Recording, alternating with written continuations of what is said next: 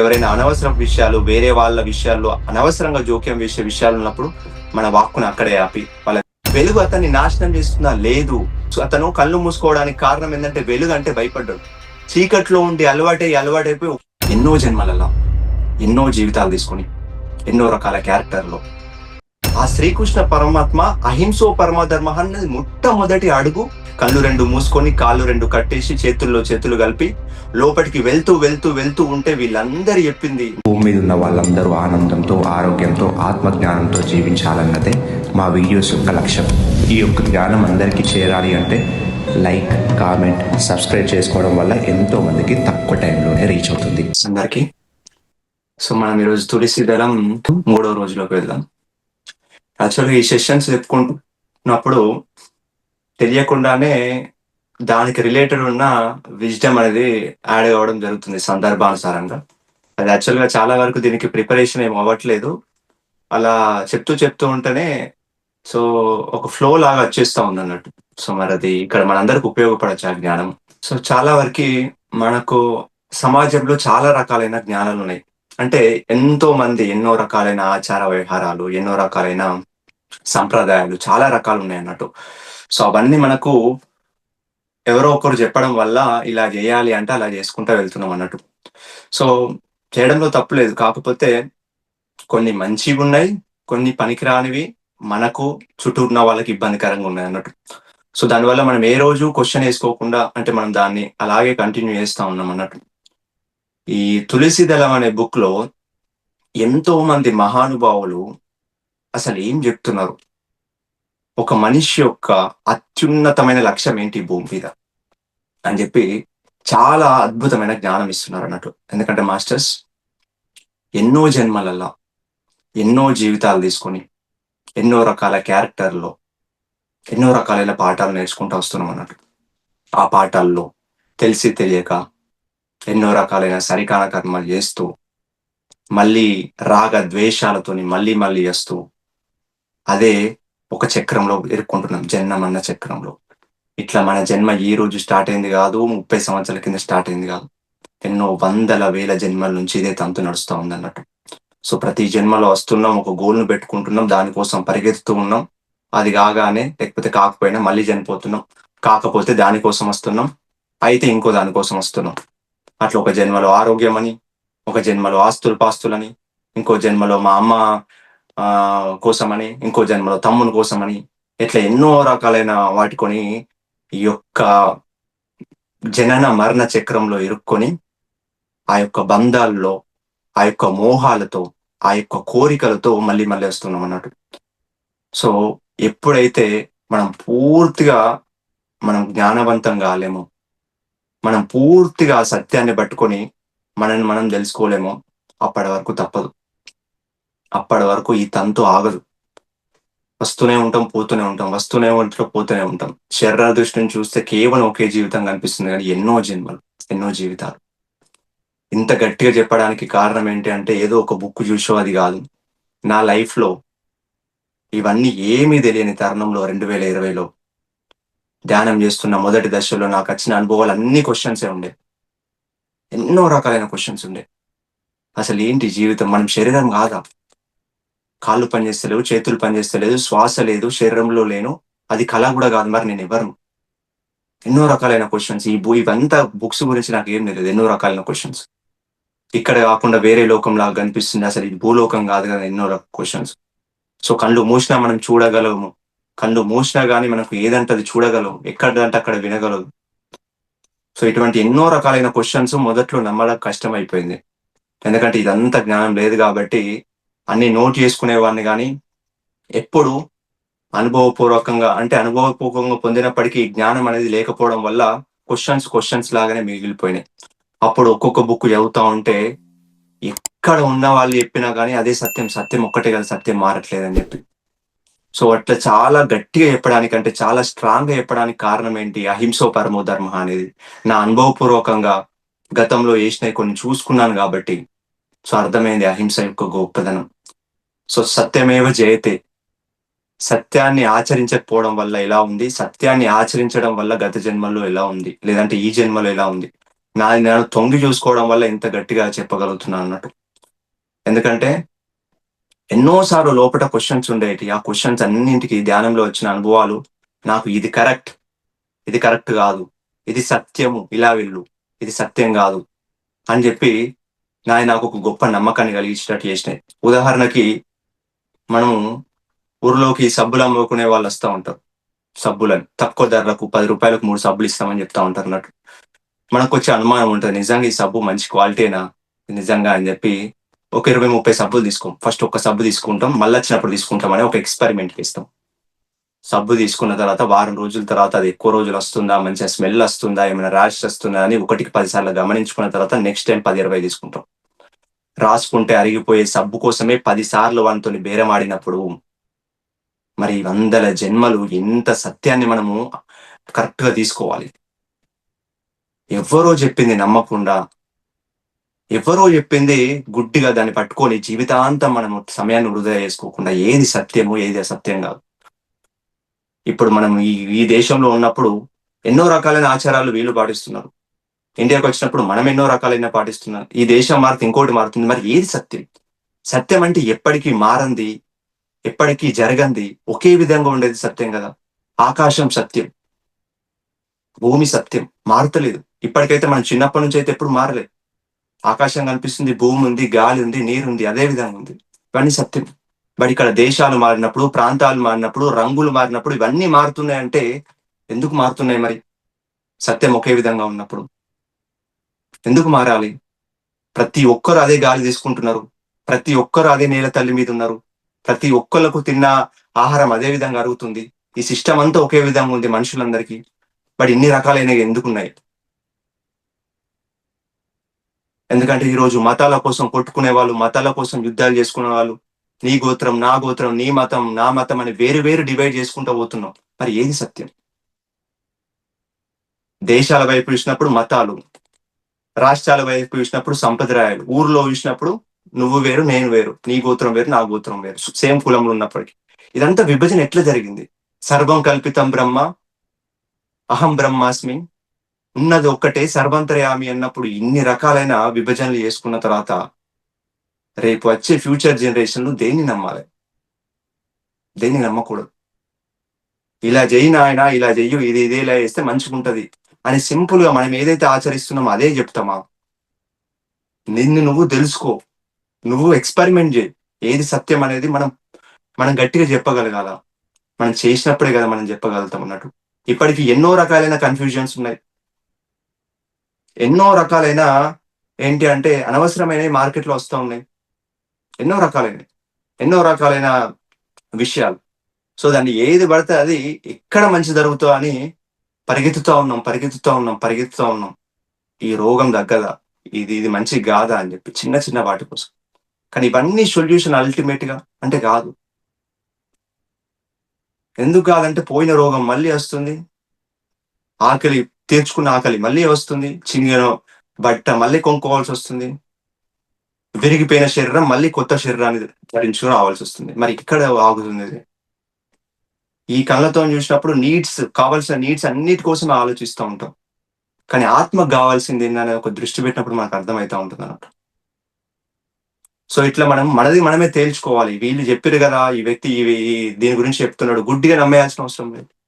ఈ వ్యక్తి ఇంకోటి చెప్తున్నాడు, అతన్ని గుడ్డిగా నమ్మేయాల్సిన అవసరం లేదు. ఈ సబ్బును కదా మన మీద రుద్దుకొని ఎట్లా ఎక్స్పెరిమెంట్ చేసినామో ఆ జ్ఞానాన్ని మనం తీసుకొని మనం అనుభవపూర్వకంగా మన మార్గంలో మనం దాన్ని ఆచరణాత్మకంగా మనం ఉపయోగించినప్పుడు, టైం పెట్టినప్పుడు మనకు అర్థమవుతుంది కదా ఏది సత్యం కాదని. కానీ అనుభవపూర్వకంగా చేసి నేను ఈ ఎక్స్పెరిమెంట్లు చేశాను, ఇది సత్యము అని చెప్పగలిగాను. నేను చూశాను, ఇది సత్యము. నేను మాట్లాడాను, ఇది సత్యము అని చెప్పగలగాలి. జ్ఞానం అందరిది తీసుకుంటూ ఏది సత్యం అనేది మనం ఎప్పుడు సత్యాన్వేషణలో ఎప్పుడు ఫిల్టర్ చేసుకుంటూనే ఉండాలి. అప్పుడు మనకు అర్థమవుతా ఉంటుంది. ఒక చిన్న పాప, భావన్య అనే పాప, పిరమిడ్లో శక్తి ఉంటుందని చెప్పాం. పిరమిడ్లో శక్తి ఉంటుందని చెప్పి కొన్ని పిరమిడ్లు కూడా పంపించాం. పిరమిడ్లో శక్తి ఉంటుంది, అన్ని మంచిగా ఉంటుంది, ఆరోగ్యం మంచిగా ఉంటుంది అనగానే ఆమె ఏం చేసింది? ఒక టమాటా తీసుకొచ్చి పిరమిడ్ కింద పెట్టింది, ఒక టమాటా తీసుకొచ్చి ఇంకో చిన్న గిన్నె కింద పెట్టింది. 15 రోజుల తర్వాత చూస్తే ఆ టమాటా చాలా ఫ్రెష్ కనిపిస్తుంది. ఈ టమాటా మొత్తం ఖరాబ్ అయింది. సో అప్పుడు ఆమెకి ఎంత నమ్మకం ఉంటది? ఇది కదా యాక్చువల్ స్పిరిచువల్ సైన్స్. అంతే తప్ప ఇప్పుడు ఆమె ఎక్స్పెరిమెంట్ చేయకుండా దీంట్లో శక్తి ఉంటుందట అమ్మా, నేను నమ్మాలి అంటే ఆమె గుడ్డిగానే నమ్ముతుంది. ఆమె ఫ్యూచర్ జనరేషన్ కు గుడ్డిగా ఇది ఎంత నాకేం తెలియదు కానీ అంటూ ఉంటుందట అంటూ ఉంటుందట. ఇట్లా పిరమిడ్ అంటే ఇట్లా మార్చుకుంటా పోతుంది తప్ప కరెక్ట్ గా ఎందుకు ఉంటది, ఎట్లుంటది, ఏముంటది అనేది స్పిరిచువల్ సైన్స్ మనం అర్థం చేసుకున్నప్పుడు మనకు అర్థమవుతా ఉంటుంది అన్నట్టు.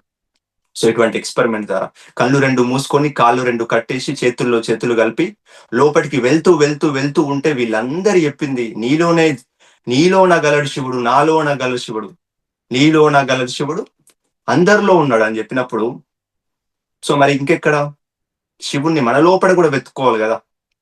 అది అది ఎవరికి వాళ్ళు బాగా అర్థం చేసుకోవాలి. ఎందుకంటే దుఃఖం పోవాలి అంటే అవిద్య, అజ్ఞానం పోయినంత వరకు దుఃఖం పోదు. శ్రీకృష్ణుడు భగవద్గీతలో జ్ఞానాగ్ది కర్మ దగ్ధానం అన్నట్టు, సో జ్ఞానం అనుభవపూర్వకంగా మన జ్ఞానం తెలుసుకున్నప్పుడే తప్ప మనం దాన్ని చదివినంత మాత్రాన, ఒక 100 శ్లోకాలు చెప్పినంత మాత్రాన అది మనకు జ్ఞానం ఉపయోగపడంది, అది నిర్వుపయోగం. సో ఆ ధర్మాన్ని మనం ఆచరించినప్పుడే మనకు అది ఉపయోగకరంగా ఉంటది తప్ప మా ఇంట్లో ఉంది భగవద్గీత, మా ఇంట్లో ఉంది దేవుని ఇంట్లో ఉంది అనకుండా ఆ బుక్ లో ఆ పరమాత్మ, ఆ శ్రీకృష్ణ పరమాత్మ మనందరికి ఏం బోధిస్తున్నాడు. ఆ శ్రీకృష్ణ పరమాత్మ అహింసో పరమధర్మ అన్నది మొట్టమొదటి అడుగు అహింస అని చెప్తున్నాడు. దాన్ని మనం బాగా అర్థం చేసుకోవాలి. ఇంకో 100-200 పేజీలు చదవడం అవసరం లేదు. అహింసో పరమధర్మ అన్న కాడ ఏది అహింస, ఏది హింస? ధర్మాల్లో అన్నిటికంటే పరమధర్మ అహింస అన్నప్పుడు ఏ విధంగా నేను ఇంకా హింస చేస్తున్నా అనేది మన లోపలికి మనం వెళ్ళాలి. ఆ ఆచరణాత్మకంగా మహానుభావులు మనం ఈరోజు ఏదైతే చెప్పుకుంటామో వాళ్ళ దేవుళ్ళందరూ ఏదైతే పాటించరు, ఏదైతే ఈ నేల మీద నడిచి ఒక శక్తిగా మారి మనందరికి ఒక మార్గదర్శకం, మనందరినీ వాళ్ళలాగా చేయడానికి ఏమేమి జ్ఞానం అందిస్తున్నారో దాన్ని పట్టుకున్నప్పుడు మనలో మార్పు వస్తూ ఉంటున్నారు. సో ఇప్పుడు ఒక్కొక్క మహానుభావుడు ఏం చెప్తున్నాడు ఈ బుక్ లో కంటిన్యూషన్ లో వెళ్దాం. కన్ఫ్యూషియస్ అనే ఒక 6వ శతాబ్దంలో, అంటే బిఫోర్ క్రైస్ట్, చైనా దేశపు ఒక మహాజ్ఞాని అన్నట్టు. సో ఇక్కడ మళ్ళీ ఒక జీసస్ గురించి చెప్తున్నారు కదా, అది దేనికి సంబంధించిందనో, ఒక కృష్ణుడికి సంబంధించిందనే, ఒక హిందూకి సంబంధించిందనో, మహమ్మద్ గురించి చెప్తున్నారని ఒక అల్లాహ్కి సంబంధించినది కాకుండా, సో ఒక మానవతివాదిగా, ఒక హ్యూమన్స్ లా అందరం ఒకటే. సో వాళ్ళు ఏం చెప్తున్నారు, వీళ్ళు ఏం చెప్తున్నారు, వీళ్ళందరి సారము ఒక్కటే కదా అని మనం బాగా గ్రహించుకోవాలి. సో వాళ్ళ మాటలు పట్టుకొని వాళ్ళని ఆచరణాత్మకంగా ఒక లైట్ వైపుకు ముందుకెళ్ళాలి. సో ఇక్కడ కన్ఫ్యూషియస్ ఏమంటున్నాడు అంటే, మీ దేశం గొప్పతనాన్ని ప్రపంచానికి చూపించాలంటే ముందుగా రాష్ట్రాలను చక్కబెట్టాలి. రాష్ట్రాలు చక్కబెట్టాలంటే ముందుగా కుటుంబాలను చక్కబెట్టుకోవాలి. కుటుంబాలు కుదరపడాలి అంటే వ్యక్తిగత జీవితం సరిదిద్దపడాలి. వ్యక్తిగత జీవితం సరిదిద్దపడాలి అంటే ముందుగా బుద్ధిమాంద్యాన్ని పోగొట్టుకోవాలి. బుద్ధిమాంద్యాన్ని పోవాలంటే ముందుగా శ్రద్ధ దీక్ష అన్నవి అవసరం. శ్రద్ధ దీక్ష అన్నవి కుదరాలంటే జ్ఞాన విస్తరణ అవసరం. జ్ఞాన విస్తరణ జరగాలంటే అన్నింటినీ పరిశోధించడం అన్న ప్రక్రియ తప్పనిసరి అన్నాడు ఆయన. చూడండి, సో మనం ఈ దేశం, మనం చాలా వరకు బ్లేమ్ చేస్తూ ఉంటాం కదా, ఈ దేశం ఇట్లుండడానికి కారణం ఈ రాజకీయవేత్త కావచ్చు, ఈ యొక్క వ్యక్తులు కావచ్చు, ఇంకో. సో ఒక దేశంలో ఉన్న వాళ్ళు మట్టి లేదు, దేశం అంటే కాదు, మట్టి కాదు, దేశం అంటే మనుషులు అన్నాడు ఆ గురుజడాపార. సో మనం అందరం మనుషులం, ఉన్న మనుషులు మారినప్పుడు దేశాలు మారుతాయి. మనుషులు మారాలంటే బుద్ధి వికసించాలి. బుద్ధి వికసించాలంటే మనకు శ్రద్ధ దీక్ష ఉండాలి. శ్రద్ధ దీక్ష ఉండాలంటే దాని మీద ఎక్స్పెరిమెంట్ చేయాలి, దానికోసం టైం పెట్టాలి. దాన్ని మనము ఒక ఒక ఒక సైంటిస్ట్ లాగా ఎక్స్పెరిమెంట్ చేయాలి. అప్పుడు మనలో బుద్ధి వికసిస్తూ ఉంటుంది అన్నట్టు. ఎందుకంటే చిన్నప్పటి నుంచి ఏది చెప్తే అది చెప్పుకుంటూ వస్తున్నాం కదా. ఒక చీకటి ఉంది, ఒక గంట సేపు కరెంటు పోయింది, లేదంటే రాత్రి ఒక 2-3 గంటలు కరెంటు పోయింది. చీకటి ఒక్కటిసారి లైట్ రాగానే ఏం చేస్తాడు, బాబు ఏడుస్తాడు, కళ్ళు మూసుకుంటాడు. వెలుగు అతన్ని ఇబ్బంది పెడుతుందా? లేదు. వెలుగు అతన్ని నాశనం చేస్తుందా? లేదు. అతను కళ్ళు మూసుకోవడానికి కారణం ఏంటంటే వెలుగు అంటే భయపడ్డాడు. చీకట్లో ఉండి అలవాటైపోయి ఒక్కసారి వెలుక్కు ఇదేదో నన్ను కాటేస్తుంది, ఇదేదో నన్ను కింద పడేస్తుంది అని చెప్పి కళ్ళు మూసుకొని ఏడవడం స్టార్ట్ చేస్తున్నాడు. లేదంటే ఆ లైట్ ను తప్పనడం స్టార్ట్ చేస్తున్నాడు. అక్కడ వెలుగు ఎప్పుడు తప్పు కాదు, సూర్యుడు ఎప్పుడు తప్పు కాదు, జ్ఞానం ఎప్పుడు తప్పు కాదు. దాన్ని అర్థం చేసుకోవడానికి ఆ బాబు సిద్ధంగా లేడు. సింపుల్. మన జీవితంలో ఏదైతే కొత్త విషయాలు మనం నేర్చుకుంటాం అంటే మన మైండ్ యాక్సెప్ట్ చేయదు, కళ్ళు మూసేసుకుంటాం, తప్పు అంటాం, జడ్జి చేస్తాం, ఇది కాదు అంటాం, ఇదే సత్యం, నాకు తెలిసిందే సత్యం అంటాం. మైండ్ చెప్తుంది అదంతా, ఇదే కరెక్ట్, ఇదే సత్యం, నాకు ఇట్లే చెప్పారు, ఇది తప్ప ఏం లేదంటాం. బట్ ఒక్క నిమిషం ఆగి మైండ్ చెప్పే పరుగులాటను ఆపి, సరే చూద్దాం, ఎక్స్పెరిమెంట్ చేద్దాం. ప్రతి చిన్నదానికి ప్రూవ్ అడుగుతున్నాం కదా, దీనికి ప్రూవ్ మనం ఎక్స్పెరిమెంట్ చేద్దాం అని చేసినప్పుడు మనకు ఆ లైట్ ఏందనేది అర్థమవుతుంది. నిజంగా ఆ లైట్ మనలో ఉందా? నిజంగా దైవత్వం మనలో ఉందా? నిజంగా దేవుడు మనలో ఉన్నాడా? ఆ చైతన్యం మనమా, ఈ శరీరమే మనమా అని అర్థమవుతా ఉంటుంది. అప్పటి వరకు ఏం అర్థం కాదు. సో ఈ వస్తుతత్వ పరిశోధన ద్వారానే జ్ఞాన విస్తరణ జరుగుతుంది. జ్ఞాన విస్తరణ ద్వారానే శ్రద్ధ దీక్ష అన్నవి అంకుటితం అవుతాయి. సో ఈ శ్రద్ధ దీక్షితం వల్ల మనకు బుద్ధి పెరుగుతూ ఉంటుంది. ఆ బుద్ధి పెరగడం వల్ల మన జీవితం సరిగ్గా అవుతుంది.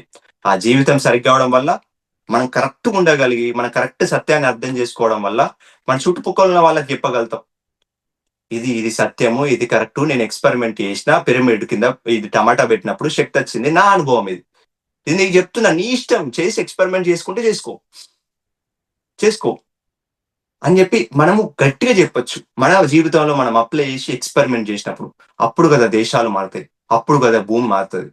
భూమిలో మొత్తం హింస అవుతుంది అంటే, భూమి మీద మొత్తం నేరాలు అవుతున్నాయి అంటే మన ఇంట్లోనే నేరాలు చేస్తున్నాం. మన ఆలోచనలతోని, మన యొక్క ఫుడ్ తోని మన ఇంట్లోనే హింస ప్రవృత్తుంది. మన ఇంట్లో ఉన్న హింస గురించి ఆలోచిస్తలే. మన ఆలోచనలో ఎన్నో వ్యతిరేకమైన భావాలు ఉన్నాయి. మన ఆలోచనలో ఎప్పుడు ఆ దుర్బుద్ధి ఉంది మన యొక్క బుద్ధిలోనే. ఇంకా దేశాన్ని మనం సరిదిద్దుకుంటాం. సో మన బుద్ధిని సరిదిద్దుకున్నప్పుడు, అందరు బుద్ధిని సరిదిద్దుకున్నప్పుడు దేశాలు మారుతాయి కదా. సో మన యొక్క అంతర్శత్రువులతో మనం జయించేది బయట ఎంత పరిగెత్తినా కానీ బయట మారవు కదా. మన లోపటే ఉన్నాడు శత్రువు, మన లోపటే ఉన్నాడు ఒక గజ దొంగ. ఆ గజ దొంగ ఎప్పుడు కాటేస్తున్నాడు, ఆ గజ దొంగ ఎప్పుడు మన యొక్క శక్తిని లాగుతా ఉన్నాడు. అవే మన హర్షడ్ వర్గాలు, క్రామ, క్రోధ, లోభ, మోహ, మద, ఆశ్చర్యాలు. ఇవన్నిటిని పక్కన పెట్టి సమాజంలో ఉన్న తప్పితుల గురించి ఎన్ని మాట్లాడినా కానీ వీటిని సెట్ చేసుకున్నంత వరకు ఇతను కాకపోతే ఇంకొకతను చేస్తారు, ఇంకొకతను కాకపోతే ఇంకొకరు తప్పు చేస్తారు. సో తప్పులు అనేవి జరుగుతూ ఉంటాయి. ఇక్కడ తప్పు, ఇక్కడ సరిగ్గా వ్యవస్థ లేనప్పుడు.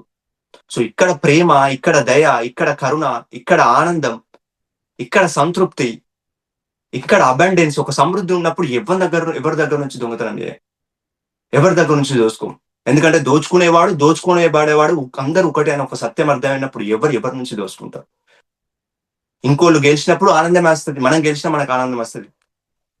ఇంకోళ్ళలో ఉన్న దైవత్వాన్ని చూసి అదే మనం అంటాం, సత్యం మనకు తెలిసినప్పుడు.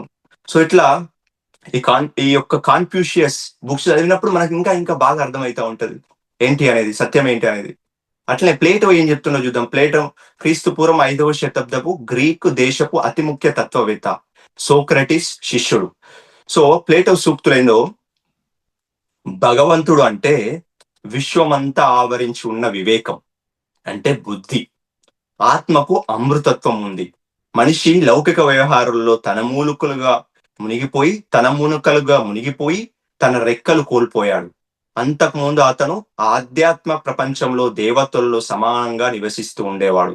ఈ ప్రపంచం అంతా యథార్థము, పవిత్రమును. చూడండి, ఇప్పుడు ఇక్కడ ప్లేటో ఏం చెప్తున్నాడు, మనిషి మనందరం లౌకిక వ్యవహారాలలో మర్చిపోయి పడి ఈ రెక్కలన్నీ కోల్పోయినామట. సో మనందరం దేవతలతోని సమంగా నివసిస్తూ ఉండే వాళ్ళమని చెప్తున్నాడు. ఇదంతా తప్పు అని చెప్పడానికి లేదు. మరి ప్లేటో చెప్పేది ఎలా చెప్తున్నాడు, ఏ సాధన చేసి చెప్తున్నాడు, మరి ఆ సాధన నేను చేసి ఏది సత్యం కాదని మనం తెలుసుకోవాలి. సో నిజంగా మనం కూడా ఆ యొక్క దేవ స్వరూపాలతోని సమానమేనా కాదా అని చెప్పి. మనిషి ఇంకా రూపు కట్టుకోలేక ముందు కేవలం తేజ రూపంతో వ్యవహరిస్తూ ఉండేవాడు. సూర్యుడు అమృతమయుడైన సజీవమూర్తి. ఆత్మ అన్నది శరీరం కన్నా ముందుగానే ఆవిర్భవించింది. శరీరం ఉపంగం, అనుషంగికం కూడా. సో ప్లేటో రాసిన రిపబ్లిక్, డైలాగ్స్ అన్న పుస్తకాలు ప్రతి ఒక్కరు చదివితే అప్పుడు మనకు ప్లేటో చెప్పిన సత్యం అర్థమైతే ఉంటుంది అన్నట్టు. ఇంకా చూవంగ్ జూ అని ఒక చైనా దేశపు అత్యుత్తమ ఋషి ఏం చెప్తుందో చూద్దాం. జీవితం ఉంటే చావు ఉంటుంది, అలాగే చావు ఉంటే మళ్ళీ జీవితం ఉంటుంది. బుద్ధి కుశలులు మాత్రమే ఈ ఉన్నదంతా ఒకటే అని తెలుసుకుంటారు. ఉత్తమ పురుషుడు ఎప్పుడు ఆధ్యాత్మిక విజ్ఞానే. అతనికి చావు పుట్టుకలంటూ ఉండవు. అలాంటి వాడిని ప్రాపంచిక లాభ నష్టాలు ఏమి చేయలేవు. జన్మ మరణ చక్రాలు, కాలం గురించి, శుభాల గురించి మర్చిపోండి. అనంతత్వంలో విశ్రాంతి పొందండి. నిజమైన జ్ఞానం దొరకాలంటే మనిషి ముందుగా త్రికరణ శుద్ధి కలిగి ఉండాలి. జ్ఞానులు తమ శరీరాలు వేరు, తాము వేరు అని తెలుసుకుంటారు. జ్ఞాని శరీరానికి నాశనం ఉంది, కానీ ఆత్మ నాశనం లేదు. స్థల మార్పిడి ఉంది, కానీ నిజమైన నాశనం లేదు. సో ఈ జ్ఞానాన్ని మనం బాగా అర్థం చేసుకున్నప్పుడు మనకు అర్థమైతా ఉంటుంది అన్నట్టు ఈ జన్మ మరణ చక్రాలు ఎట్లా ఎరుక్కుంటున్నాం. సో ఈ యొక్క మనం ఈ శరీరం కాదనేది మనకు అర్థమైతా ఉంటుంది అన్నట్టు. ఇంకా అన్నమయ్య ఏం చెప్తాడు? అన్నమయ్య గొప్ప యోగి, ఒక గొప్ప జ్ఞాన యోగి కనుకనే ఈ క్రింది విషయాలు చెప్పాడు. చూచే చూపొకటి, సూటి గురి ఒకటి, తాచి రెండునొకటైతే దైవము నుసుండి. చూచే చూపు అంటే లోచూపు. ఎప్పుడైతే మన యొక్క దివ్య దృష్టి ఉంటుందో, ఆ సూటి గురి ఉంటుందో, అప్పుడే బ్రహ్మజ్ఞానం అనేది, లక్ష్యం అనేది మనకు అర్థమైతుంటది. అది ఎప్పుడైతే ఆ దివ్య దృష్టి మనకు క్లారిటీగా మనకు అర్థమైనప్పుడు సూటు గురి ఒక్కటే ఉంటది. ఇంకా బ్రహ్మజ్ఞానమే మన లక్ష్యం. ఇంకా ఏది లక్ష్యం కాదు.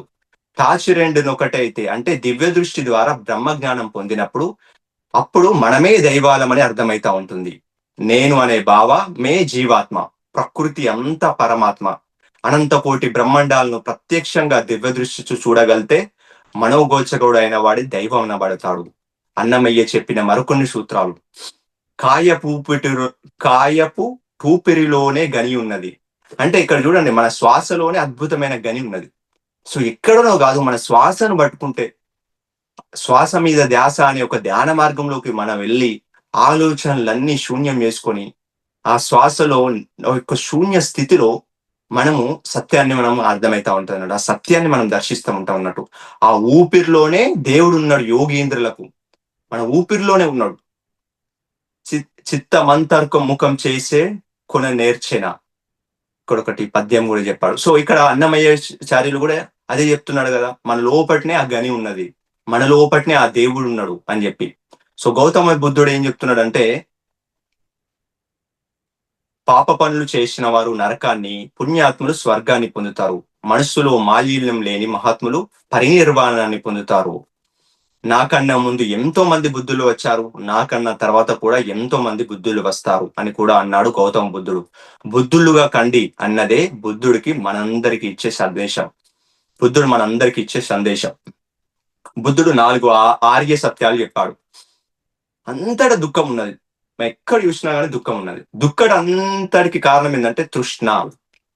ఏంటి తృష్ణ ఏంటి అంటే, ఈ తృష్ణ అనేది అవిద్య వల్ల వస్తుంది. మనకు కరెక్ట్ జ్ఞానం లేకపోవడం వల్ల నీ తృష్ణ వస్తుంది.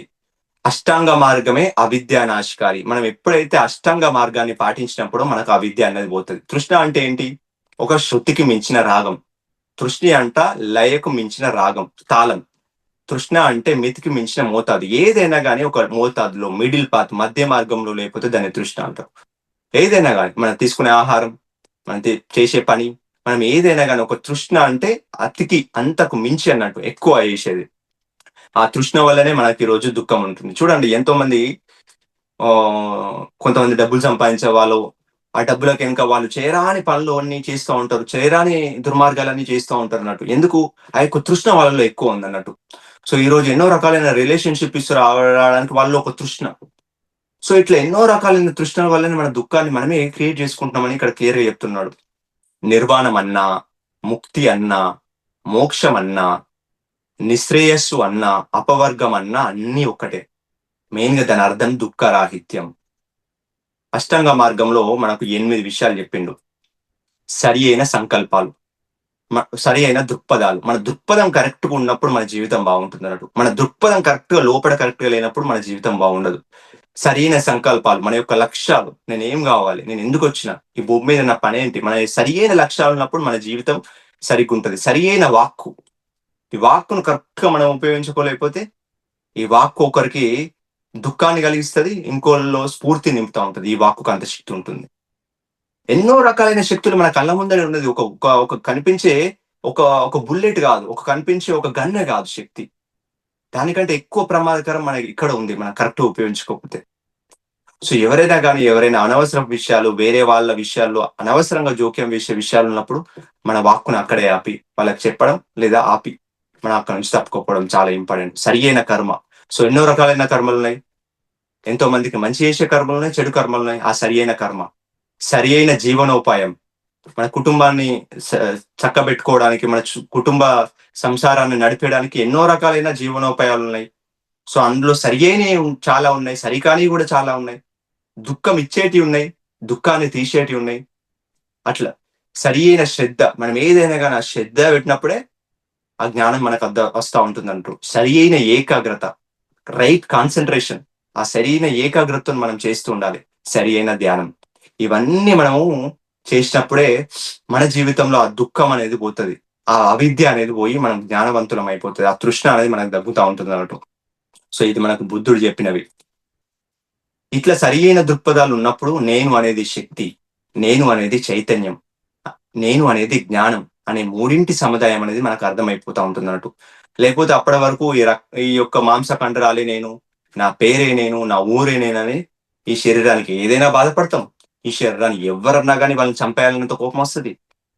ఈ శరీరాన్ని ఫుడ్ లేకపోయినా రోగం వచ్చినా చనిపోతామన్న అంత భయం ఉంటది. ఈ శరీరానికి ఏమన్నా అవమానం చేసినా కానీ నా అవమానం పడ్డం అని చెప్పి అఘాయిత్యాలు చేసుకుంటాం. శరీరం ఉన్నప్పుడు వాళ్ళ జీవితం ఒక విధంగా ఉంటుంది. ఫెయిల్యూర్ అయిపోయిన అందరు నన్ను తిడుతున్నారు, ఫెయిల్యూర్ అంటున్నారు నన్ను అని. ఈ శరీరమే పోయి సముద్రంలో బావిలో దుంకుతున్నారు. నేను ఈ శరీరాన్ని గాను అని ఒక విద్య వాళ్ళకి ఇచ్చినప్పుడు ఎవరిని అన్నారు? శరీరాన్న, ఈ శరీరాన్ని నేను కాదు కదా, నేను ఆత్మను కదా అని ఒక జ్ఞానం మనకు అర్థమవుతా ఉంటుంది అన్నట్టు. అట్లా మన వాస్తవాన్ని ఎప్పటికప్పుడు ఎక్కడికక్కడ సొంత శుచితో సృష్టించుకుంటాం. భూతకాలం భవిష్యత్తు గురించి ఇంకా ఆలోచించాం, ఎందుకంటే మనం అందులోనే ఉంటాం. ఈరోజు ఓషో చెప్తాడు, కేవలం కొంతమంది వేళ్లలో ఉన్న వాళ్ళు మాత్రమే మేల్కొని ఉన్నారు, మిగతా వాళ్ళందరూ పడుకొని ఉన్నారు, మిగతా వాళ్ళందరూ నిద్రిస్తూనే ఉన్నారు. అంటే మేల్కొని నిద్రిస్తున్నారు, అందరు మేల్కున్నట్టే కనిపిస్తున్నారు, నిద్రిస్తున్నారు అంటున్నాడు. గతం గురించి భవిష్యత్తు గురించి, గతం గురించి భవిష్యత్తు గురించి. ఇప్పుడు నా దగ్గరికి వచ్చారు ఇక్కడ ఉపన్యాసాలు వినడానికి, మీరు ఇక్కడ లేరు. మీరు మీ భార్య గురించి ఆలోచిస్తున్నారు, మీ పిల్లల గురించి ఆలోచిస్తున్నారు, నేను పోయిన తర్వాత ఆఫీస్ గురించి ఆలోచిస్తున్నారు. ఇక్కడ కొంచెమే ఉన్నారు. మీరు ఏం చేస్తారు తెలుసా? మళ్ళీ ఫ్లైట్ వేసుకొని మళ్ళీ మీ ఊరికి వెళ్తారు. ఊరుకోగానే ఏం చేస్తారంటే మళ్ళీ ఓషో చెప్పిన దాని గురించి ఆలోచిస్తారు. అక్కడ మీ భార్య ఉంటుంది, పిల్లలు ఉంటారు, అందరిని పక్కన పెట్టి ఓషో ఇట్టే చెప్పింది అంటారు. ఇక్కడ ఉన్నప్పుడు వాళ్ళ గురించి ఆలోచిస్తున్నారు, అక్కడ ఉన్నప్పుడు నా గురించి ఆలోచిస్తున్నారు. మీరు నిజంగా కలగంటున్నారా మేల్కొంటున్నారా అంటే మీరు కలగంటూనే ఉన్నారు, కలలనే ఉన్నారు, పూర్తి గాఢ నిద్రలో ఉన్నారు మీరు అందరూ. కేవలం కొంతమంది బుద్ధులు మాత్రమే మేల్కొన్నారని చెప్తున్నారు. ఒక్కసారి మన కళ్ళు మూసుకొని ఓషో చెప్పింది సత్యమా కాదా ఆలోచిస్తే ఈ క్షణంలో వినిపిస్తున్న సౌండ్లు ఏవి వినిపించే మనకు ఒకసారి గమనిస్తే. ఈ క్షణంలో మన శరీరం మీద దృష్టి ఉండదు, గతము భవిష్యత్తు. ఎందుకంటే మనం కంట్రోల్లో లేని మైండ్. దానికి కావాల్సింది మళ్ళా దీక్ష, ఆ యొక్క శ్రద్ధతోని కూడిన ధ్యానం. ఆ ధ్యానంతోనే మనకు ప్రస్తుత క్షణంలో ఉన్నప్పుడు సత్యాన్ని సత్యంగా చూడగలడం అలవాడైపోతుంది అన్నట్టు. అట్లా సరి అయిన దృక్పథాలు ఉన్నప్పుడే మనకు ఆ యొక్క బుద్ధత్వ ప్రాప్తికి అంకురం అవుతుంది. మధ్య మార్గం, ధ్యానం చేయనంత వరకు, మనసు కంట్రోల్ లేనంత వరకు మైండ్ చెప్పింది వింటాం, మైండ్ చెప్పిందే తింటాం, మైండ్ చెప్పిందే చేస్తాం. మైండ్ ఏం చేస్తుంది? ఎంత కావాలో అంత కావాలి, తినేసే ఇష్టం వచ్చినట్టు. తిన్నా ఏం కాదు, నీకు ఏం తిన్నా ఏం కాదు మైండ్కు, ఎందుకంటే ఆశ. సో తినేస్తా ఉంటాం. సో ఎక్కడికంటే అక్కడికి వెళ్తా ఉంటాం, ఏది కావాలంటే అది చేస్తూ ఉంటాం, అధర్మంలో ఉంటాం. సో ఎన్ని గంటలు పడుకుంటాం. సో ఇట్లా అన్ని చేస్తూ ఉంటాం. ఎప్పుడైతే ఈ యొక్క ధ్యానం అనేది మనకు వస్తూ ఉంటుందో, ధ్యానం వల్ల చేస్తూ ఉంటాం, అప్పుడు మధ్య మార్గం, సరిగ్గా మితంగా తినడం, మితంగా పడుకోవడం, మితంగా ధ్యానం చేయడం, మితంగా విద్యుత్ ధర్మంలో ఉండడం. మితంగా ధ్యానం చేయడం అంటే మన యొక్క ఈ ప్రాపంచిక జీవితానికి ఎటువంటి అడ్డుకట్టు ఉండదు. మళ్ళా ఎవరి లక్ష్యం వాళ్ళది, ఒక్కొక్కరు ఒక్కొక్క లక్ష్యం మీద జన్మ తీసుకున్నారు, వాళ్ళు కొన్ని అనుభవాలు పొందాలి. సో మిగతా అన్ని పక్కన పెట్టేయకూడదు. వాళ్ళ యొక్క ధర్మం ఈ జన్మలో, వాళ్ళ యొక్క గత జన్మ సంస్కారాల ప్రకారం ఏదైతే చేయాలో, వాళ్ళు ఏ అనుభవాలు పొందాలో ఒక కుటుంబ ధర్మంలో ఉండి, సో వాళ్ళ కుటుంబ సభ్యులకు టైం ఇస్తూ, సో అలా ఈ రెండింటిని బ్యాలెన్స్ చేసుకుంటా వెళ్ళాలి, ఈ యొక్క ధ్యానాన్ని, ఈ యొక్క ప్రాపంచిక జీవితాన్ని. సో ఎప్పుడు మధ్య మార్గంలోనే ఉండాలని చెప్తున్నాడు అన్నట్టు. ఏది మితంగా, ఏది ఎక్కువగా చేయకూడదు అని చెప్తున్నాడు. సో ఇక్కడ కొన్ని బ్రహ్మ వివరాలు చెప్పాడు. మనకన్నా ఆర్థికంగా ఉన్నత స్థాయిలో ఉన్న వారి పట్ల మైత్రి ఉండాలి, మనకన్నా ఆర్థికంగా తక్కువ స్థాయిలో ఉన్న వారి పట్ల కరుణ ఉండాలి. అది ఎవరైనా కానీ కరుణ, మైత్రి, స్నేహపూర్వకంగా ఉండడం, కరుణతో ఉండడం, ఇది చాలా ఇంపార్టెంట్. ఏ లోకంలో అయినా గానీ, ఏ కాలంలో అయినా గానీ బుద్ధుళ్ళు, ఆత్మజ్ఞానులు ఒకే విధంగా చరిస్తారు. సో, బుద్ధుళ్ళు అంత స్థాయికి ఎదిగినప్పుడు వాళ్ళకు తను చదువుకోలేడు, ఇతను అజ్ఞాని అని ఒక విధంగా చూడడం, ఇతను చదువుకున్నాడు, ఇతను జ్ఞాని అని ఒక విధంగా చూడడం, ఇతని దగ్గర డబ్బులున్నాయని ఒక విధంగా చూడడం, ఇతని దగ్గర డబ్బులు లేవని ఒక విధంగా చూడడం, ఇతను తక్కువ కులానికి, తక్కువ మతానికి సంబంధించిన వాడని ఒక విధంగా చూడడం అనేది ఎప్పటికీ ఉండదు. వాళ్ళు ఏ లోకంలో అయినా గానీ ఒకే విధంగా వాళ్ళ దృక్పథాలు ఉంటాయి. అంటే ఒకే సరియైన దృక్పథాలు ఉంటాయని చెప్తున్నాడు.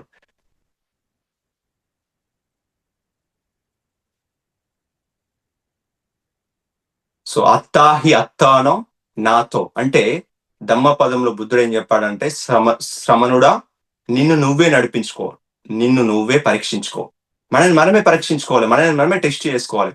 నిజంగా మనం ఎదుగుతున్నామా? నిజంగా మన ఆలోచనలు మారుతున్నాయా? నిజంగా మన కర్మల్లో మార్పు వస్తుందా? నిజంగా ధ్యానం చేస్తున్నా మనలో డెవలప్మెంట్ ఉందా? సో మనల్ని మనమే జ్ఞానాన్ని ఉపయోగిస్తున్నాం అనేది మనం ఎప్పుడు సెల్ఫ్ అనలైజ్ చేసుకుంటూ ఉండాలి, మనం క్రాస్ చెక్ చేసుకుంటాలి. ఎవరు వచ్చి నువ్వు సరిగ్గా లేవు, నీ ఇది మార్చుకో, నీలో కోపం ఉంది, నీలో అసూయ ఉందని ఎవ్వరికి తెలియదు. కనిపించడానికి చూడడానికి చక్కగా కనిపిస్తుంటాం కానీ మనకే బాగా తెలుసు కాబట్టి మన లోపలికి వెళ్ళి మనమే మనమే నడిపించుకోవాలి, మనమే మనమే ఉద్ధరించుకోవాలి, మనమే మనమే పరీక్షించుకోవాలి. మట్లా శుద్ధి అశుద్ధి అనేది ఎవరికి వాళ్ళకి సంబంధించింది తప్ప ఎవరిని శుద్ధి చేయలేరు. ఎవరిని శుద్ధి చేయలేరు. కేవలం వాళ్ళు చెప్పేది చెప్తారు. బట్ వాళ్ళది వాళ్ళు దాన్ని చేయించుకోవాలి. ఇప్పుడు ఎవరైనా గానీ ఒక అన్నం వండి అక్కడ పెడతాం. తిను నాయన అంటాం. వాళ్ళు తినాలి. తినకపోతే కొంచెం గ్రైండ్ చేసి, జ్యూస్ చేసి ఇస్తాం. సో, అట్లా కాకపోయినా గానీ నోరు తెరబెట్టి వాళ్ళకు జ్యూస్ పోస్తాం. సో, ఎవరైతే తాగిన వాళ్ళున్నారు. అప్పటికి లాస్ట్‌కు మింగాల్సిందైతే వాళ్ళే. అంతే కదా! వాళ్ళు గ్రైండ్ చేసి ఇచ్చినా, వాళ్ళు నోట్లో పోసినా మింగాల్సింది మాత్రం వాళ్ళు. అంటే ఎంత జ్ఞానం ఉన్నా గానీ దాన్ని డైజెస్ట్ చేసుకోవాల్సింది, దాన్ని జీర్ణించుకొని మన లైఫ్‌లో అప్లై చేసుకోవాల్సింది మాత్రం మనమే. సో అట్లా ఎవరిని ఉద్ధరించలేరు. ఆత్మకు ఆత్మే ప్రభువు, ఆత్మకు ఆత్మే గతి. అంటే ఎవ్వరికి వారే ప్రభువు, ఎవ్వరి గతి వాళ్ళదే. నా జీవితం ఇట్లుండడానికి కారణం వీళ్ళే. వీళ్ళు ఇట్లా చేసిర్రు కాబట్టి నేను ఎదుగుతలేను. వీళ్ళు ఇట్లా చేసిర్రు కాబట్టి నాకు ఆనందం లేదు. వాళ్ళు ఉండడం బట్టి నాకు ఇట్లుంది అనుకుంటే ఎవ్వరి వల్ల ఏది కాదు. ఉన్నట్టు కనిపిస్తది గానీ, బట్ ఆధ్యాత్మికంగా ఎదగాలి అంటే ఎవ్వరు అడ్డు రారు. ఎందుకంటే మన శ్వాస మనతోనే ఉంది. మన టైం మన దగ్గరనే ఉంది. బుద్ధుని ప్రకారం బ్రాహ్మణుడు అంటే ఎవరు అంటే నిర్వాణ స్థితి పొందిన వాడే బ్రాహ్మణుడు. బుద్ధుడు ధమ్మపదంలో బ్రాహ్మణుని ఈ కింద వివరించాడు. నచాహం బ్రాహ్మణం భూమి అనే ఒక శ్లోకంలో కేవలం బ్రాహ్మణి అయిన తల్లి గర్భంలో జన్మించిన వాణిని నేను బ్రాహ్మణుడను. పుట్టే నివాసమే వేది ఒక శ్లోకం చెప్పడం జరిగింది. పూర్వ జన్మ జ్ఞానం కలిగిన వాడు, జ్ఞాన నేత్రంతో స్వర్గాన్ని నరకాన్ని చూసేవాడు, జన్మ రాహిత్యం పొందినవాడు, దివ్య జ్ఞాన పరాయణుడు, ముని కృతకృత్యుడు అయిన వాడినే నేను బ్రాహ్మణుడు అని అంటారు. అంటే కేవలం ఒక మతంలోనో ఒక దాంట్లోనో జన్మించినంత మాత్రాన కాదు, పూర్వ జ్ఞానం కలిగిన వాడు, జ్ఞాన నేత్రాన్ని వికసింపజేసుకున్నవాడు, ఎన్నో లోకాలను దర్శించగలిగిన వాడు, ఆ బ్రహ్మ తత్వం గురించి అర్థం చేసుకున్నవాడు బ్రాహ్మణుడు అని చెప్తున్నాడు. ఒక నారదుడు మనకు ఒక సలహా ఇస్తున్నాడు. నాకు అనుభవం కాలేదు కనుక అది అవాస్తవం అని ఎప్పుడు అనుభవద్దు. అధ్యయనం చేస్తేనే వాస్తవం తెలుస్తుంది. వాస్తవం తెలిస్తేనే పరిస్థితులు అవగాహనకు వస్తాయి. పరిస్థితులు అవగాహనకు వస్తాయనే సరైన నిర్ణయాలకు రాగలం. అందుకే జీసస్ కూడా జడ్జి ఏ నాట్ అని అన్నాడు. ఎప్పుడూ త్వరపడి ఏ నిర్ణయానికి రావద్దు. ఇది చాలా ఇంపార్టెంట్. మనకు ఒక విషయం చెప్పంగానే అది తప్పో రైటో అని మనము అనుభవపూర్వకంగా దాని మీద ఎక్స్పెరిమెంట్ చేయకుండా ఏ విధమైన జడ్జ్ చేయొద్దు. సో దాన్ని ఓకే నేను నా మీద నేను సెల్ఫ్ ఎక్స్పెరిమెంట్ చేసుకుంటా, పరీక్షించుకుంటా అది కాదా, వాస్తవమే కాదా అనేది. అప్పుడు దానికి వచ్చిన రిజల్ట్‌ని బట్టి మనము అందరితోని మనము చెప్పాలి తప్ప, మనం ఈ యొక్క సరికాని అనుభవంతో మనం అసలు ఎక్స్పెరిమెంటే చేయకుండా, అనుభవమే చేయకుండా మనము అవాస్తవం అనేది ఎప్పుడు చెప్పొద్దు. అందుకే ఎవ్వరిని జడ్జ్ చేయొద్దు త్వరపడి. ఏ విషయంలో అయినా గానీ నిజమైన అవగాహన అన్నది దివ్య చక్షుతోనే సాధ్యం. యోగులు దేని గురించైనా సరియైన విధంగా తీర్పునివ్వగల సమర్థులు. యోగులు కాని వారు సమయోచిత తీర్పు ఎప్పటికీ చెప్పలేరు. అందుకే మనం సాధన పెట్టండి, సాధన కోసం టైం పెట్టండి, మన లోపటికి మనం వెళ్ళండి. అసలు ఎప్పుడు ఎవరికి జడ్జి చేయొద్దు. ఇది తప్పు అనొద్దు. మనకి తెలియకపోతే ఇది రాస్తాను. ఈ బుక్‌లో పలానా బుక్‌లో ఇలా చెప్పారు. సరే నా అనుభవపూర్వకంగా ఇలా చేశాను. ఇది సత్యము. ఎందుకంటే నేను దాన్ని అనుభవించాను. ఇది నా అనుభవకమైన జ్ఞానము. పైలోకాలు ఉంటాయి. ఇలా ఉంటుంది. సో ఎంతో జ్ఞానం ఉంటుంది. పూర్వజన్మలు ఉంటాయి. ఇవన్నీ మహావధానం అంటే గొప్ప, అన్నింటికంటే గొప్ప చదువు అన్నమాట. శంకరాచార్యులు వారి భజగోవిందంలోనే ఒక శ్లోకం చెప్పారు. ప్రాణాయామం ప్రత్యాహారం నిత్య నిత్య వివేక విచారం జప సామేత సమాధి విధానం కుర్వవధానం మహదావధానం. అంటే ప్రాణాయామం అంటే ఉచ్ఛ్వాస నిశ్వాసను గమనించడం, ఈ శ్వాసను గమనించడం. ప్రత్యాహారం అంటే బాహిరేంద్రియాలను అంతర్ముఖం చేయడం, తద్వారా అంతరేంద్రియం ఉత్తేజితం కావడం. నిత్యానిత్య వివేక విచారం అంటే ఏది నిత్యం ఏది అనిత్యం. మనం ఎన్నో రకాలైన పని చేస్తున్నాం, ఏది ఎప్పటికి ఉంటది, ఏది ఎప్పటికి ఉండదు. మనలో వస్తున్న కోపం ఎప్పటికి ఉంటుందా, మనలో వస్తున్న దుఃఖాలు ఎప్పటికి ఉంటాయా, మనకు వస్తున్న రోగాలు ఎప్పటికి ఉంటాయా, మనకు వస్తున్న శ్వాస ఎప్పటికి ఉంటుందా, ఉంటుంది శరీరం ఉన్నంత వరకు. సో ఆ చైతన్యం ఉంటుందా, ఉంటుంది, ఎప్పటికి ఉంటుంది శరీరం ఉన్న లేకపోయినా. సో ఏది నిత్యం ఏది అనిత్యం, ఏది చేస్తే ఎప్పటికి ఉంటుంది అనే దాని మీద మనం దృష్టి ఉండాలి. జపం అంటే అభ్యాసం, తిరిగి తిరిగి అదే పని చేయడం అన్నమాట. జప్యాసామత అంటే జపంతో కూడుకుని ఉన్న. ఇక్కడ ఇంకొక శ్లోకంలో కూడా జప్యాసామేత సామాధి విధానం అంటే ప్రాణాయామం ప్రత్యాహారం నిత్యానిత్య వివేక విచారం అనే మూడింటిని ఎప్పటికప్పుడు మళ్ళీ మళ్ళీ విధంగా అభ్యాసం చేస్తూ ఉండడం అన్నమాట. అదే సమాధి విధానం అంటే సమాధి స్థితికి దారి. కురవధానం అంటే ఈ చదువు అని. యోగ విద్యయే బ్రహ్మ విద్యయే, అన్నింటికంటే గొప్ప చదువు అంటే మహావధానం. సో ఎవరు కానీ, పతంజలి మహర్షి గాని, అన్నమయ్య గాని, ప్లేటో గాని, సేత్ గాని, వీళ్ళందరి సారాంశం ఒకటే. చెప్పే తీరులో వేరే విధంగా ఉండొచ్చు, అర్థం చేసుకునే వాళ్ళు వేరే విధంగా అర్థం చేసుకోవచ్చు. కాకపోతే అందరి యొక్క మెయిన్ యొక్క సారం అనేది అదే. ఇక్కడ మనకు ఇంకొక 5 నిమిషాలు ఫినిష్ చేద్దాం. తాపత్రయం.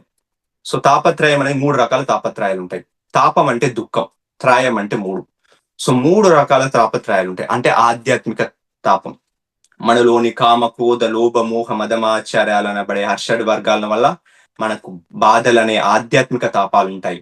ప్రతి మనిషికి ఉండే బాధల్లో మొత్తంలో నిజానికి 90% ఈ విధంగా ఎవరికి వారు కల్పించుకుంటున్న బాధలే. అంటే మనకి ఈ రోజు వస్తున్న 90% దుఃఖము బాధలన్నీ మనమే ఆ హర్షడ్ వర్గాల వల్ల మనం కలిగించుకుంటున్నాయి. నాకేం కోపం లేదు ఇప్పుడు అని అనుకోవచ్చు, కాకపోతే ఏదో రోజు ఉన్నది ఈ రోజు రిఫ్లెక్ట్ కావచ్చు. యద్భావం తద్భవతి అంటే ఈ హర్షడ్ వర్గాలు అనేది ఇప్పటికిప్పుడే కావన్నట్టు. ఒక విత్తనము ఈ రోజు పెడితే కొన్ని వృక్షాలు 100 సంవత్సరాలకు పెరుగుతాయట, అప్పటి వరకు వారి మొలక కూడా రాదంట. సో కాకపోతే పెరిగితే మాత్రం ఏకదం చాలా హైట్ పెరుగుతాయట. సో అట్లా మనకి ఈ చేస్తున్న కర్మలన్నీ ఈ యొక్క హర్షడ్ వర్గాలతోనే అది ఈ రోజు చూపించకపోవచ్చు, కాకపోతే ఏదో ఒక రోజు మళ్ళీ మన జీవితంలోకి వచ్చి ఆ దుఃఖం లోపల వస్తుంది. అరే ఈ రోజు దుఃఖం రావడానికి కారణం ఏంటంటే మళ్ళా గతంలోకి చూసుకుంటే 90% మనమే సృష్టించుకుంటాం.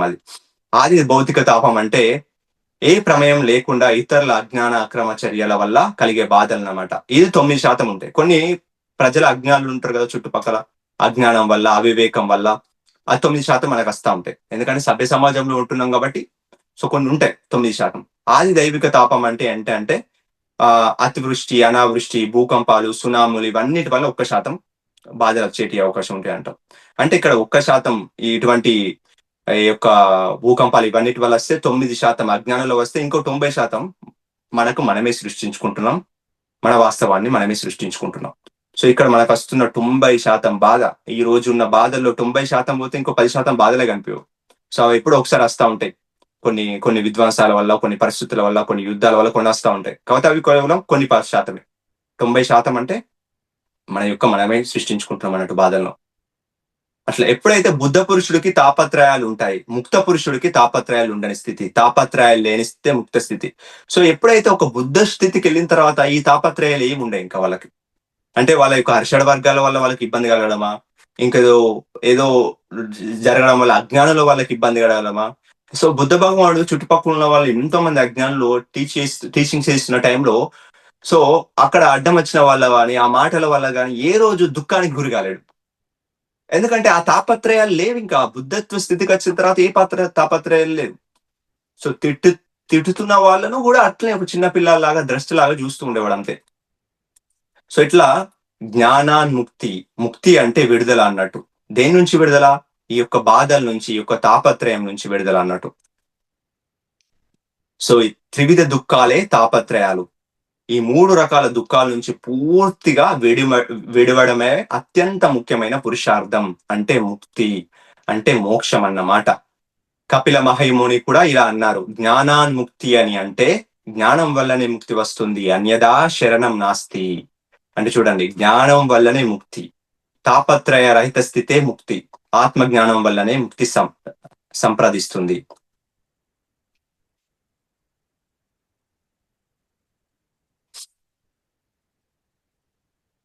మాస్టర్స్, ఇంకొక 5 నిమిషాలు ఈ యొక్క తీర్థయాత్ర దీని గురించి తెలుసుకుందాం.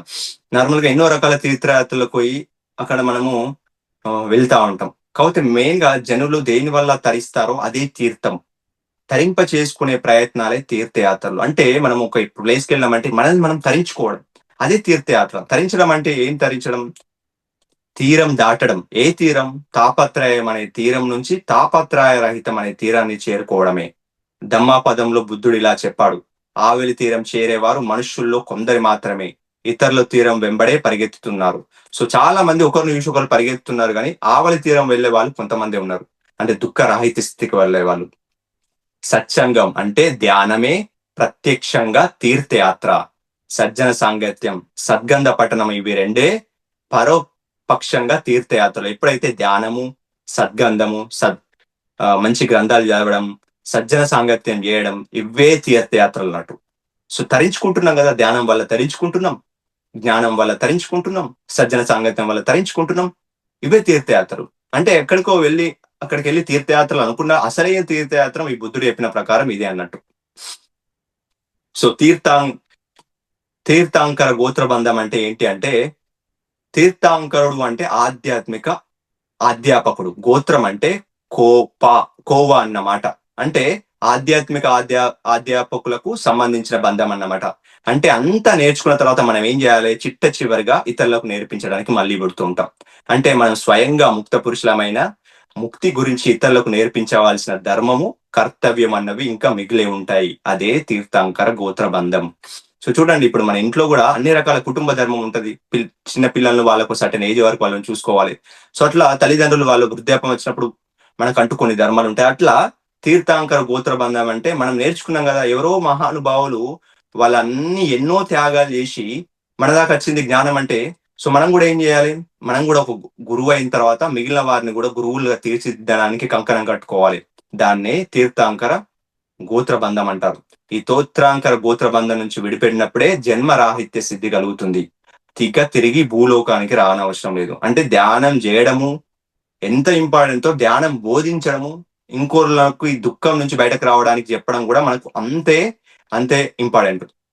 అంతే తప్ప నేను ధ్యానం చేస్తున్నా కదా, నేను బాగున్నానని అనుకోకుండా చుట్టూ ఉన్న వాళ్ళకి అది పంచడం కూడా ఇక్కడ చాలా చాలా ఇంపార్టెంట్ అన్నట్టు. సో ఇట్లా విద్వాంసులు, యోగులు, ధ్యానులైన వారు భిన్న భిన్న నాడులను ఉపాసన యోగం కోసమే ఉపయోగిస్తారు. పరమాత్మ సాక్షాత్కారం కోసం ఉపాసన యోగాన్ని అభ్యసిస్తారు. యోగాన్ని నిరంతరం విస్తరింపజేస్తారు. యోగాభ్యాసులతో ప్రశంసలు పొంది పరమానంద భరితులవుతారు. సో ఇట్లా మనం ఎంతో మందిని చూసుకున్నా గానీ వాళ్ళు చెప్పేది ఫైనల్ గా ధ్యాన లోతుల్లోకి వెళ్ళి, మీ ఆలోచన రహిత స్థితిలోకి వెళ్ళి, మీ లోపల ఉన్న దైవత్వంతో కనెక్ట్ అయ్యి జ్ఞానాన్ని పొందుతూ ఆ జ్ఞానాన్ని నలుగురికి పంచుతూ ఒక ముక్త స్థితికి రాండి అని చెప్తున్నారు. ఒక మహావాక్యాలు చెప్పుకుందాం, 5 మహావాక్యాలు చెప్పుకుందాం. ఇవి చాలా ఇంపార్టెంట్. ప్రజ్ఞానం బ్రహ్మ. ఎన్నో రకాలైన ఉపనిషత్తుల్లో మనకు చాలా బాగా చెప్పబడింది. ప్రజ్ఞానం అంటే పరిపూర్ణమైన జ్ఞానం, మూల చైతన్య అవగాహన, పరిపూర్ణ జ్ఞానం. ప్రజ్ఞానమే బ్రహ్మ అనబడుతుంది. ప్రజ్ఞానమే బ్రహ్మ అంటే, బ్రహ్మ అంటే ఇంకేం లేదు, పూర్తి జ్ఞానమే బ్రహ్మ. పూర్తి జ్ఞానమే బ్రహ్మ. అహం బ్రహ్మాస్మి, నేను అనే పదార్థమే అప్రజ్ఞానం. నేను అన్నదే ఆ మూల చైతన్యం, ఆ విశ్వాత్మ, ఆ బ్రహ్మ.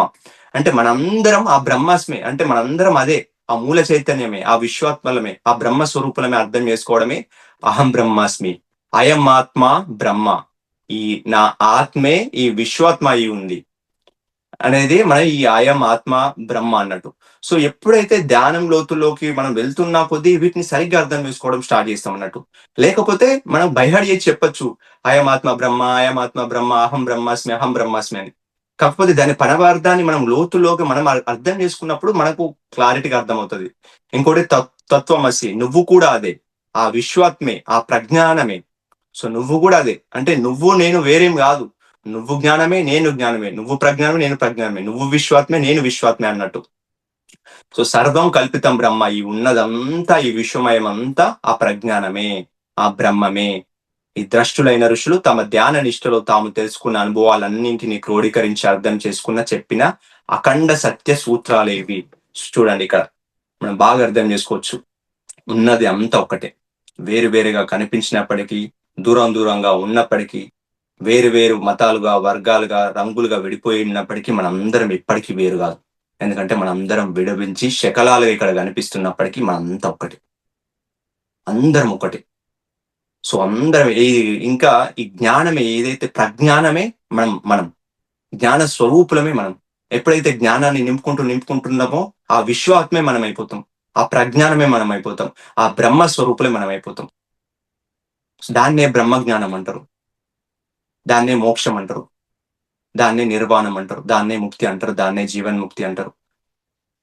సో ఇట్లా ఎన్ని రకాలుగా చెప్పుకున్నా కానీ మనం ఆ పరిపూర్ణమైన జీవన్ మరణ చక్రం నుంచి దాటాలి అంటే మనకు కావాల్సింది శ్వాస మీద ధ్యాస పెట్టి ధ్యానం చేస్తూ ఉండడం, జ్ఞానాన్ని సంపాదించుకుంటూ వేరే వాళ్ళకు పంచుతూ ఉండడం, స్వాధ్యాయం ద్వారా అన్ని విషయాలను మనం తెలుసుకుంటూ ఉండడం, మనం సెల్ఫ్ ఎక్స్పెరిమెంట్ చేస్తూ ఉండడం.